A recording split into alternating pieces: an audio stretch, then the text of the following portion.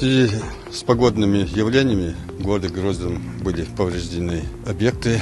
На сегодняшний день работы по восстановлению ведутся активным образом. Вчера были определены объемы, освобождены проезжие части улиц, тротуары, демонтированы представляющие угрозы конструкции. Основные работы завершены, все жизнеобеспечивающие объекты работают.